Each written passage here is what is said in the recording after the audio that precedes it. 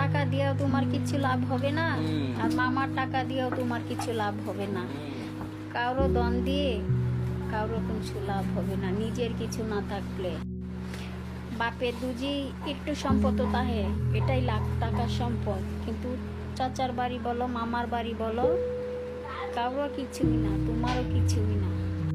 মামার ছেলে মেয়ে বলো আর হলো চাচার ছেলে মেয়ে বলো, তারার দামও থাকবে, তাদের টাকা আছে, তুমি তাদের দামও থাকবে না।